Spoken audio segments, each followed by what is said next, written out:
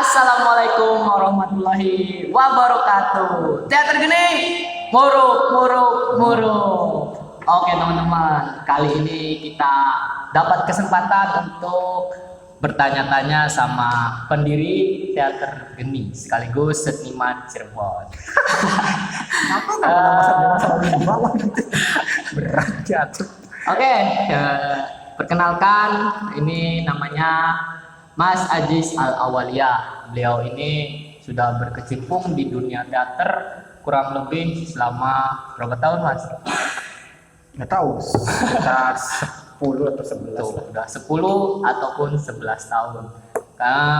Karya-karya beliau juga sudah banyak, dari naskah teater, naskah film, puisi, lagu. Nanti di sela-sela video beliau akan menyanyikan sebuah lagu karyanya. Asik. Oke. Oke, sekarang kita masuk ke pembahasan pertama nih, Mas. Ya. Teater Geni itu teater yang didirikan oleh Mas Aziz, itu penggagasnya. Itu berdirinya tanggal dan tahun berapa itu kalau boleh tahu? Iya. Jadi Teater Geni itu sebenarnya penggagas nggak hanya saya gitu, ada beberapa teman-teman ya, Sahrul, Pak Prop, apa nama aslinya Adi Wijaya, ada Ovi, ada Nurmar juga, ya, sama-sama teman-teman lah yang mempunyai kesenangan yang sama, akhirnya bikin teater. Namanya Teater Geni gitu loh.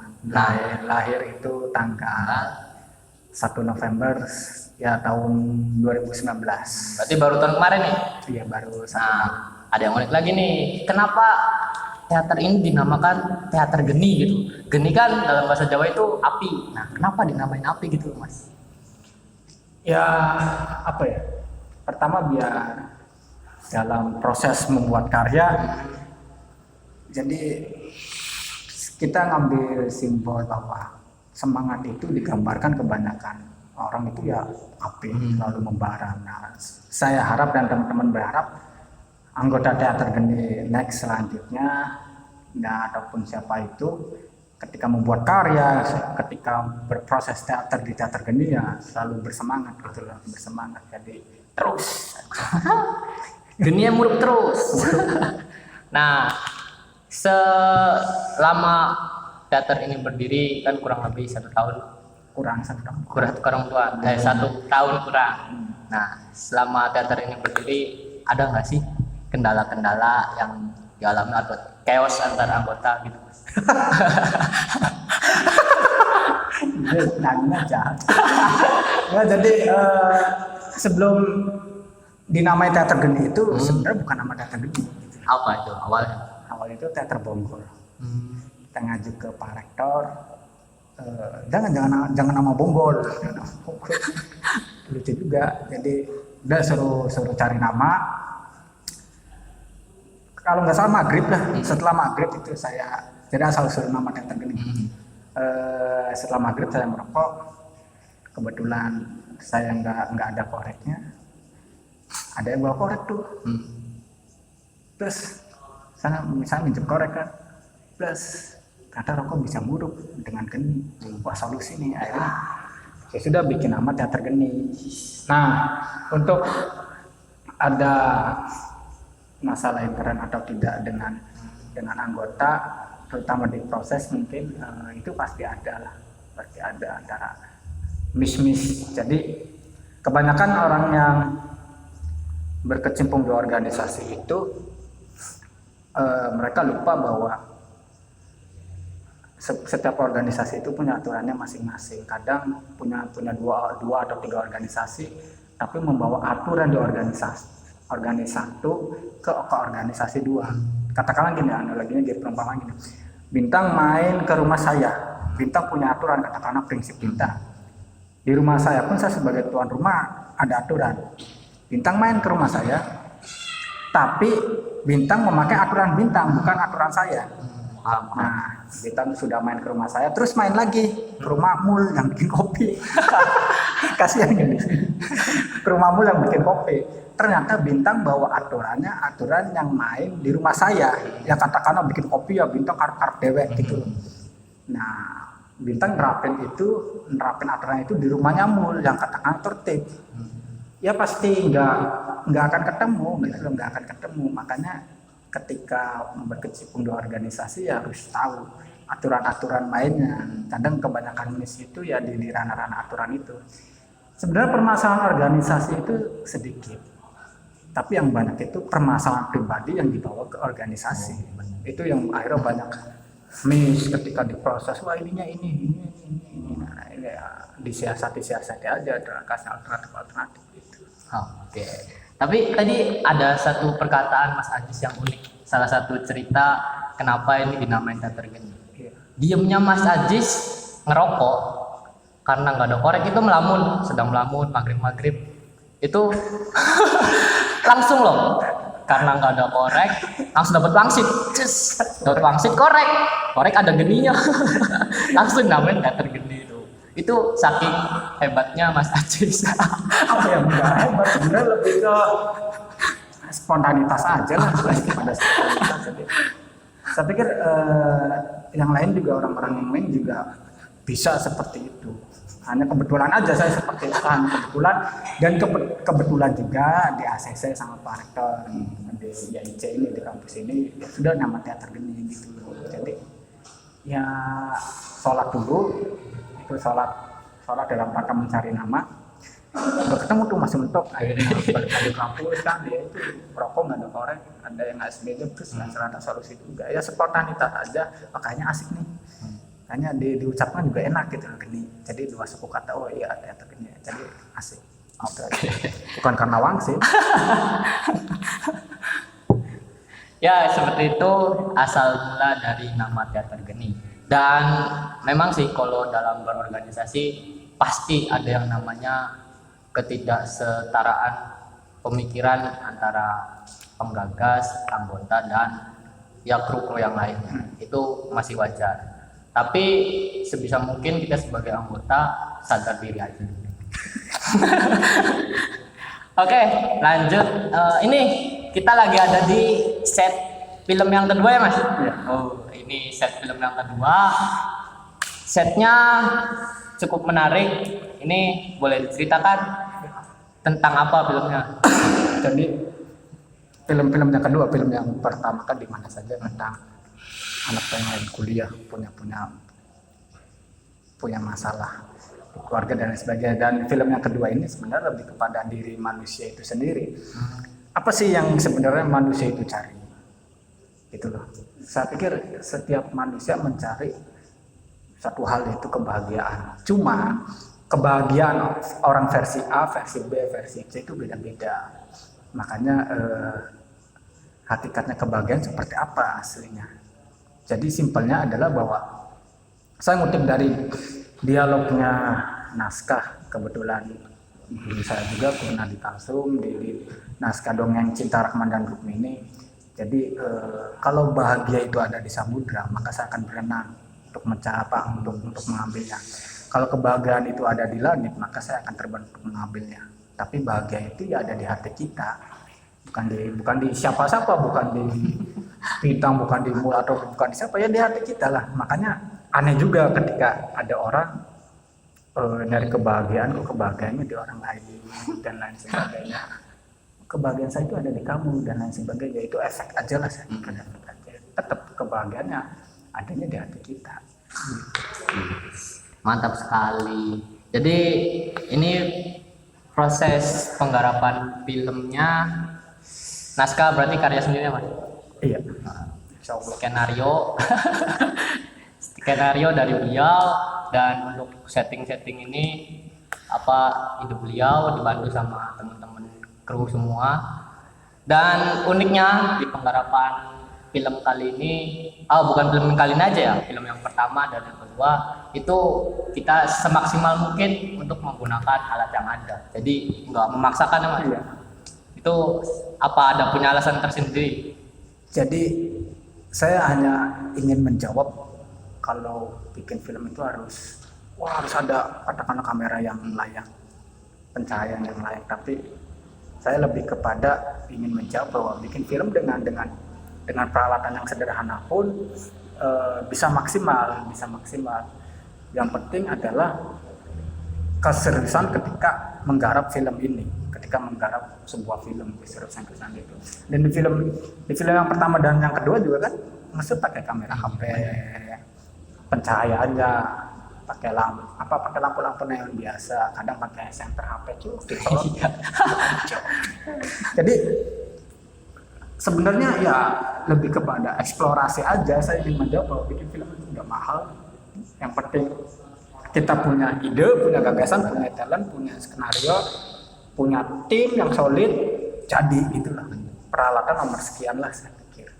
Karena gini guys, kalau misalkan kita nih dikasih fasilitas laptop yang bagus, kamera yang bagus, segala-galanya ada, tapi kita nggak ada niat untuk buat itu jadi berguna, dan nggak ada ide, nggak ada support dari teman-teman yang lain, alat-alat itu ya cuma dikasih, nggak tahu kita mau ngapain alat-alat itu tuh. Padahal alat-alat itu udah berguna, udah sangat bagus lah istilahnya. Tapi ketika banyak orang-orang yang support, banyak orang-orang yang mengerti, ada ide juga, alat seadanya pun bisa jadi. Jadi tidak terpaku dengan alat-alat yang lain. Iya. Yang penting kuncinya apa ya? Sebenarnya dua sih. Saya pernah dikasih tahu ketika menggarap ingin menjadi sutradara teater atau ya sutradara teater khususnya, modalnya dua. Kata beliau, yang penting nekat sama banyak baca.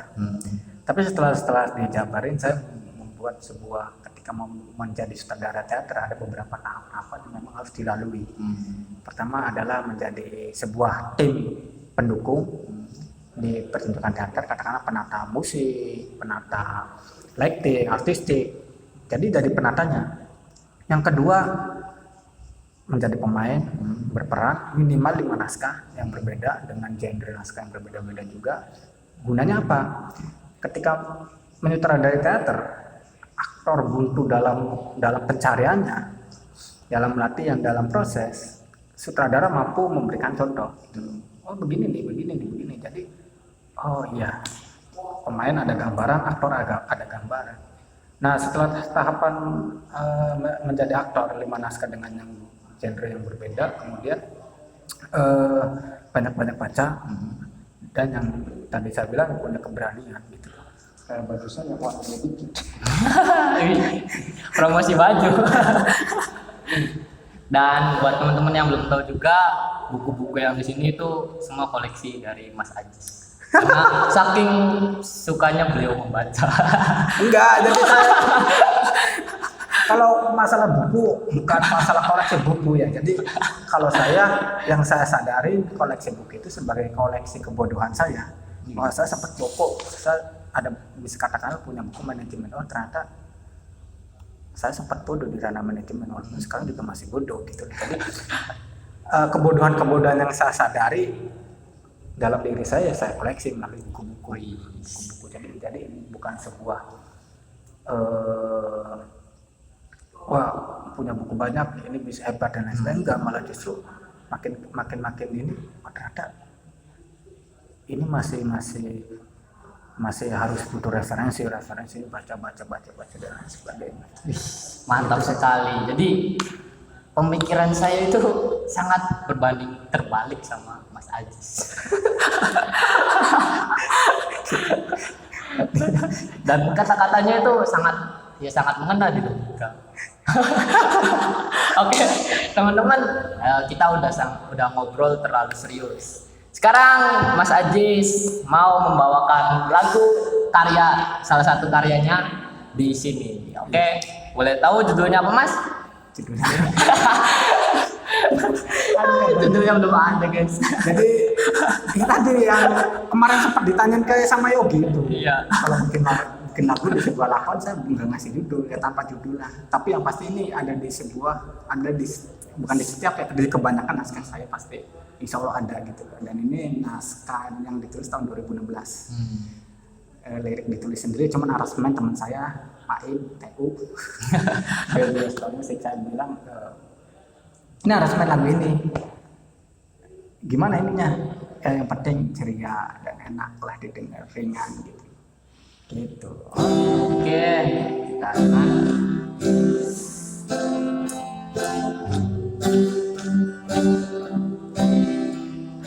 Hai manusia, mau jadi apa engkau ketika kau menyombongkan diri dengan apa yang kau punya? Kita itu lemah, kita itu hina, jadi jangan sampai lupa bahwa kita ada yang punya.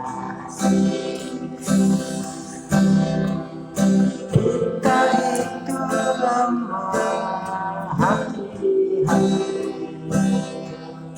dengan tipu dayanya hati-hati, dengan godaannya hati-hati.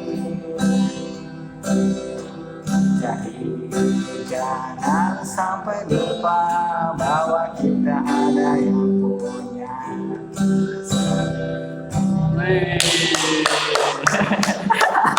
itu, wah, itu baru satu karya lagu dari beliau. Masih ada banyak karya-karyanya, nantikan aja di channel YouTube Teater Geni ya Mas, mau upload nanti.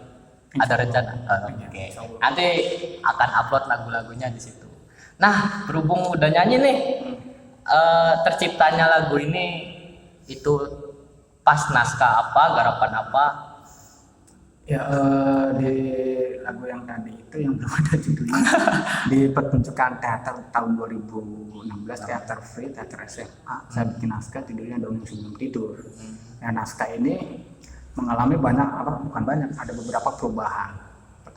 Yang pertama lagunya adalah tadi, terus digarap sama ada disadur lah, coba diadaptasi. Lagu nggak non lagu, kemudian saya sesuaikan lagi, lagunya beda, cuman belum sempat diaransemen. Ada lirik lagunya, cuman belum sempat diaransemen karena proses yang versi terakhir itu proses garap naskah 2 minggu ngejar, jadi nggak sempat untuk mengaransemen lagu yang baru. Gitu. Naskahnya juga yang baru malah hilang. Gitu. Apalagi nih, jadi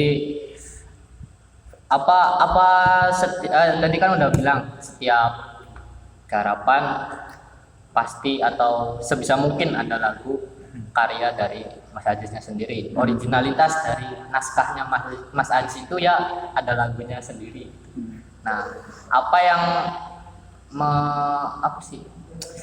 membuat Mas Ajis bikin lagu setiap lakon? Kenapa? Apa ingin ada ciri khas berbeda atau?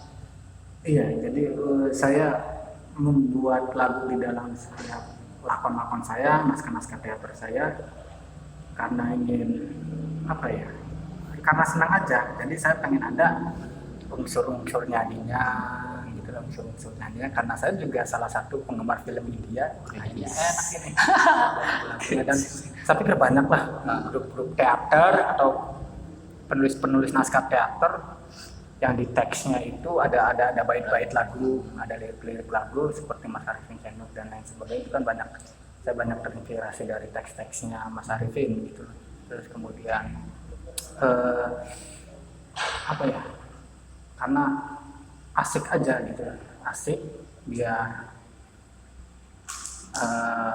tidak monoton juga mensiasati hal-hal tersebut gitu. Makanya saya coba bikin lagu, bikin lirik, disisipkan, terserah. Ketika orang lain menggarap naskah saya, lagu ini mau dipakai atau tidak ya itu hak mereka, karena udah wewenangnya si penggarap. Gitu. Jadi saya ketika naskah saya dimainkan atau bukan dimainkan, digarap oleh orang lain, saya nggak bisa ini harus gini. Nah, biarkan konseptor, biarkan sutradara yang mengeksekusi gitu. Karena punya akhirnya nanti punya penafsiran sendiri di setiap teks. Dan saya juga ketika nggarap naskah orang lain juga sebisa mungkin ngasih lagu ngasih lagu buat awalan, buat opening kayak di teater awal Cirebon, garap naskahnya Mas Arifin. Pada suatu hari itu saya bikin lagu sendiri, judulnya Suatu Ketika. Jadi biar asik aja, karena senang sih, karena awal saya proses teater ya berangkat dari musik yang membekas gitu lah, membekas. Oke, kita pengen nanya nih, apa lagi ya? Saya tadi juga nanya. Judul film. Iya, judul. Ini apa sama kayak lagu nggak ada judulnya atau khusus film ada semua? Kalau beda. Jadi, kalau nulis naskah, nulis skenario, sekarang masih udah nulis skenario, ada judulnya gitu lah. Ada judulnya. Kalau yang di film yang pertama yang ada di YouTube itu kan Di Mana Saja. Kalau yang sekarang itu judulnya itu Bulan Separuh Mati. Bulan Separuh Mati gitu. Jadi ya di teks mah gak ada ini dialog bulan separuh matinya, mana ada gitu loh. Jadi lebih kepada apa ya, metafor aja, sebuah metafor. Jadi udahlah bulan separuh mati lah, dan itu sekonyong-konyong gitu. Penulis skenario udah selesai, waduh judulnya apa ini nih. Pada waktu itu kayaknya kalau nggak salah terang gitu, bulan terang bulan ya, ini kayaknya enak kalau bulan separuh mati. Udahlah separuh mati, jadi kan nanggung gitu, nanggung antara hidup dan mati. Kalau bulan mati udah jelas ini bulan mati, tapi kalau bulan separuh mati ya kayak gimana gitu. Dikasih ngambang lah.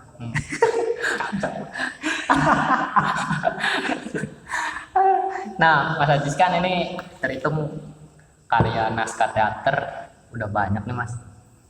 Itu disimpan pribadi, inventaris dari awal buat sampai sekarang itu disimpan, atau ketika ada orang garap boleh pakai gitu? Sebenarnya disimpan. Disimpan cuma dari sebenarnya nggak banyak sih, masih bisa terhitung gitu. Kalau banyak kan nggak bisa dihitung. Kalau bicara inventaris, awal-awal di inventaris. Terus karena laptop rusak, itu ditaruh di laptop, hilang gitu. Wah hilang tuh laptopnya ternyata dirongsok. Makanya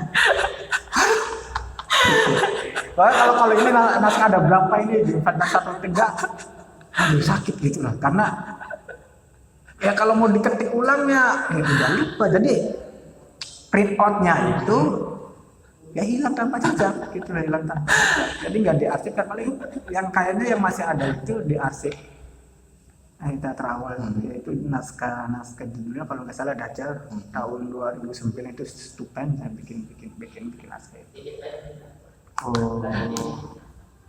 Di inventaris disimpan gitu. Tapi kalau di pribadi saya, naskah saya alhamdulillah tercecer, nggak karu-karuan gitu. Pembendaharaan naskah tercecer gitu. Ya di laptop sih, soalnya di laptop, ternyata laptopnya rusak, kemudian selesai. Ya wassalam, alhamdulillah. Jadi naskahnya Mas Ajis ini laku guys di kilo.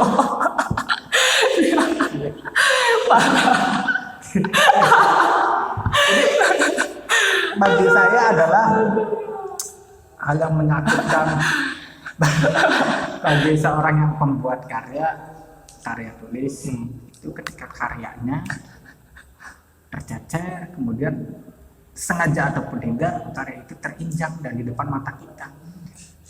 Itu kan, waduh saya capek-capek bikin itu, ternyata begini kan gitu. Itu tapi ya nggak apa-apa karena awal-awal. Tapi sekiranya ya udah nggak apa-apa, mungkin karena memang karya tersebut nggak ada manfaatnya. Jadi kadang kita bikin karya itu mentok hanya pada eksistensi diri kita saja, tapi tidak untuk keberlanjutannya. Artinya tidak, ini karya ini manfaat atau tidak, ketika dipublish ini efeknya, dampaknya akan gimana, ini dampaknya. Akhirnya ketika bikin karya dan mau mempublish, kita punya ide-ide, yang bermula dari kegelisahan disampaikan melalui karya itu. Jadi makanya bedanya orang-orang yang katakanlah orang seniman, bedanya orang seniman dengan orang biasa. Ya seniman juga orang biasa, makanya yang bukan seniman. Bedanya adalah ketika seniman ini punya kegelisahan, ini diolah menjadi karya. Tapi kebanyakan orang, enggak semua, kegelisahan mereka diolah menjadi masalah. Kan gitu, itu titik pembeda. Cuman kadang orang melihat pelaku-pelaku seni itu ya apa sih ya gitulah. Dan saya dikatakanlah dikasih tahu bahwa setiap bikin naskah, setiap bikin tulisan, setiap bikin karya, ketika ditanya ini bagus atau enggak, jawabannya pasti bagus. Bagus. Nah, ketika ada yang nanya ini pertunjukan ini bagus atau enggak, pertunjukan ini bagus atau enggak, ya insya Allah pasti bagus. Gitu loh. Sama aja misalkan film yang sekarang, ini film pendek Bulan Separuh Mati ini bagus atau enggak, insya Allah pasti bagus. Nanyanya ke saya nggak, tapi jawabannya gitu. Oh udah amat, nanti ketika judul ini katanya bagus gimana amat gitu ya. Saya nih bagus ini. Kadang gitu sih kalau saya. Jadi optimis dulu, itu salah satu apa mengejar mimpi kan optimis. Pengen hasilnya gimana, yang penting optimis dulu. Jadi kan ada juga misalkan bintang nulis nih, udah, aduh jelek, tulis lagi, nah itu kan katakanlah ya pemula nulis gitu, aduh jelek, buang. Itu kan nggak tahu udah berapa lembar yang dia sobek di kertas buku tulis gitu kan, emang gitu buat nyatet apa. Ya awal-awal juga saya begitu, terus kemudian saya coba sharing, ternyata begitu, jadi ya udah bagus. Dan ketika menulis butuh sebuah kejujuran, tidak dibuat-buat untuk bagus, tidak dibuat-buat untuk indah, malah jatuhnya ketika dibuat-buat untuk indah ya tidak indah gitu. Karena keindahan itu ya adanya di sebuah kejujuran gitu. Makanya ya prinsip saya ketika menulis ya telanjang, tanda kutip, nggak dibuat-buat gimana. Nulis misalkan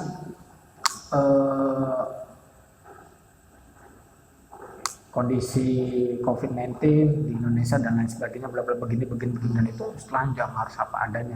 Tinggal pemilihan kata aja dibikin asik gitu, bikin asik. Tapi intinya adalah tidak membuat-buat, tidak berpura-pura, tulisan jangan dibikin pura-pura gitu. Saya prinsipnya seperti itu, jadi kena, jadi bisa si penikmat, bisa si pembaca katakan, wah ini saya banget, iya, gitu. Ini saya banget, wah ini saya banget gitu. Jadi ya gitu, kira-kira ketika menulis sampai seperti itu. Terus juga ini bintang nih, yang nulis ini bintang udah tahu, wah ini Adis nih, ini Mun, ini Syahrul nih. Kira-kira seperti itu gitu. Dan memang harus proses lumayan. Jadi kalau misalkan suatu saat saya bikin naskah gitu. Ketika saya di kehidupan sehari-hari seperti ini, tapi naskahnya bahasa-bahasa yang bagus-bagus aja dimasukin. Itu siapa bintang bukan? Gitu. Jadi pertanyaan untuk yang pembaca. Jadi harus jujur ya Mas. Yang menarik kan gini, pernah seseorang nanya sama saya bahwa beberapa ulama mengatakan teater itu haram karena ada unsur kebohongan. Itu di seni peran. Saya bilang saya belum bisa jawab untuk saat ini. Kalau mau pending berapa hari, nyari. Ternyata adalah bahwa garis besar teater itu kan sebuah peristiwa yang dipertunjukkan. Tapi garis besar bukan pertunjukannya, tapi peristiwanya gitu loh, peristiwanya. Dan peristiwanya itu adalah ada unsur-unsur seperti manusia, waktu dan tempat, dan untuk membangun suasana butuh nuansa-nuansa seperti musik misal, pencahayaan dan lain sebagainya. Jadi kalau dibalikan lagi dengan tadi penjabaran saya bahwa nulis itu harus jujur, ya mungkin letak kebohongannya, letak kedustaannya adalah di seni perannya. seperti garis besar itu. Tapi pada hakikatnya adalah ketika membuat peristiwa yang sejujur-jujurnya, ini jujur gitu lah. Iya, benar. Teater jujur. Teater mencoba menawarkan sekarang realitas sosial itu seperti ini, mau ngomong apa. Jadi nggak pura-pura. Padahal sekarang kondisi seperti ini, tapi di kamuflase, di pura-pura penonton dibohongi, ini bagus dan lain sebagainya. Tapi teater lebih kepada ini begini loh, tawaran loh, ini bentuknya apa, keadaan sosial sekarang begini dan lain sebagainya. Ini kan sebuah kejujuran kan gitu ya. Makanya di teater adalah seni yang paling serakah, tanda kutip, ada seni peran, musik dan lain sebagainya. Wah, asik juga. Mungkin gak hanya menyoroti di seni perannya saja, padahal sejatinya manusia juga untuk, saya pikir sekarang ini sulitlah mencari manusia yang jujur gitu. Kita juga sedang sandiwara. Iya, bener. Kamera biar kelihatan, wah, Biar kelihatan gimana. Wah, ini orang pintar sekali. Padahal biasa-biasa aja gitu. Padahal misalkan ditanyain apa ya, nggak tahu juga. Sih nggak tahu gitu. Ya sedang pura-pura aja kita. Makanya yuk, mari kita berpura-pura berjalan. Oke teman-teman semua, itu jadi pembahasan dari Mas Ajis. Kenapa beliau sangat mencintai dunia teater. Udah bertahun-tahun beliau berkecimpung di dunia teater, dan sampai saat ini, sampai saat depan nanti beliau masih akan tetap di teater begitu. Yang nggak tahu kalau di saat depan saya nggak tahu. Jadi kalau ada orang yang bilang ini setia di dunia teater, wah saya belum bisa dimasukkan ke kategori setia atau istiqomah. Kenapa? Ada yang udah lebih tua, 30 tahun, bahkan 30 tahun lebih, dan mereka sudah mempunyai keluarga tapi tetap eksis. Nah, saya kan belum berkeluarga.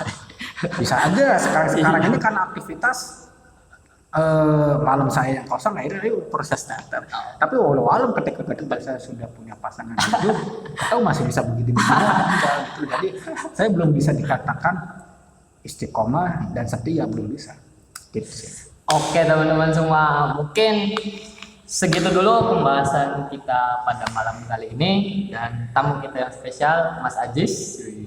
Wih, Nantikan karya-karya beliau hanya di channel YouTube Teater Geni. Buat teman-teman yang belum subscribe, langsung aja klik di tombol di bawah, terus loncengnya tuh dinyalain. Oke, di like semua. Ya, begitu sekiranya untuk pembahasan malam kali ini. Semoga ada yang bisa dipetik dan diambil baiknya, buruknya buang aja. Ya, lebih banyak buruknya, yang baik-baik walaupun sedikit diambil. Nanti kalau yang baik itu sedikit diambil, kita amalkan jadi banyak baik. Oke, mungkin sekian dari kami. Wabillahi taufiq wal hidayah. Wassalamualaikum warahmatullahi wabarakatuh.